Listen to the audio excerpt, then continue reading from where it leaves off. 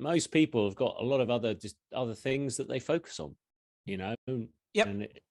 And it's like, it's a lot of work to get that extra 10%, extra 20%, isn't it? The first 50% comes really easy. You can drop 5 kilos really easy. You can drop 20 kilos really easy. It's just getting to that next level, which takes a bit more work. I'm all right at kettlebells, but to go to the next level takes an inordinate amount of effort and focus. Most people, it's maybe not a bad thing. They've got other things to do.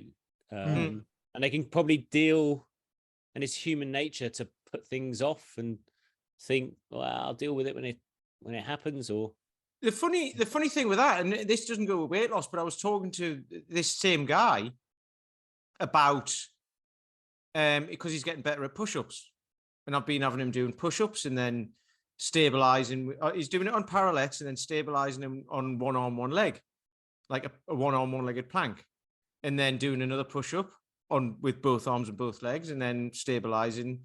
And then, he found that tough. And then now I've got him doing it with one leg raised, and then do the other leg raised and all that.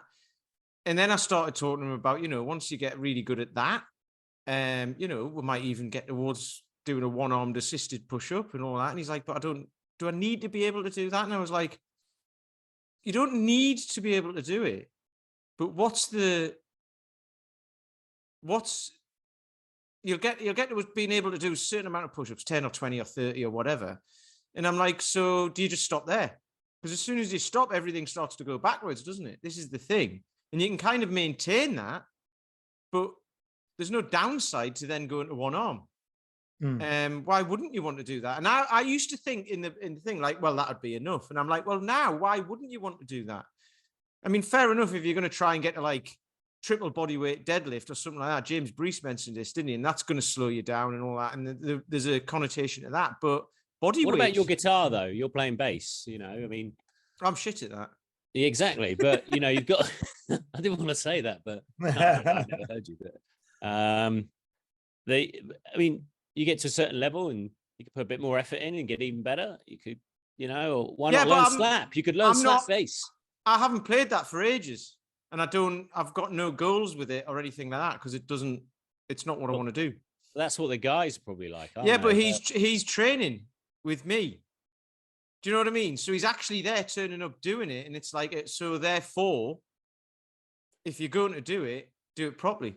So with the bass, I don't do it properly. So I'm just not doing it.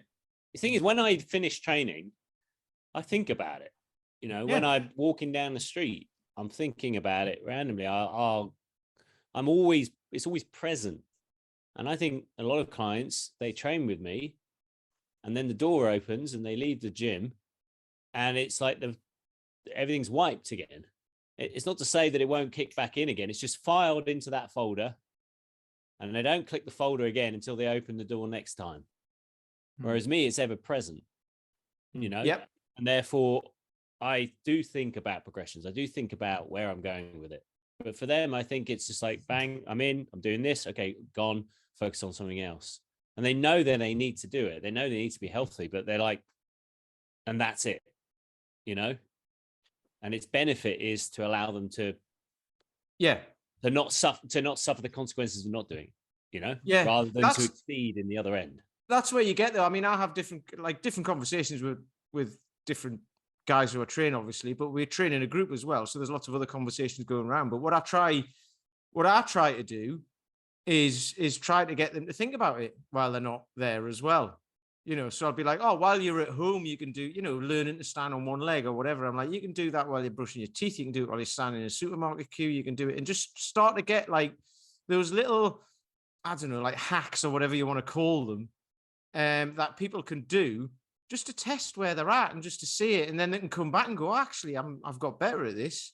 And I'm like, that's because you've been working on it. You know what I mean? So trying to influence them to think about it outside. Because I get people coming back like, oh, I read an article about in the Guardian or whatever about how standing on one leg is better for all cause mortality. And I was like, I told you that last week. And they're like, yeah, I know you told me, but that backs it up, doesn't it? And I was like, well, yes, it does. So if they get the same information from a source that I mean, obviously they think I'm reputable, otherwise they wouldn't be with me. But then another source that backs it up, it's like all of a sudden it's a reinforcement and gets them to think about it more. So whereas he might have not even noticed the article, you know, in the thing. So it's kind of like, that's why this podcast, I like doing it, because it gets it into people's ears every week and it keeps the message there. And the message can change slightly, but the underlying principle behind it is the same all the time, unless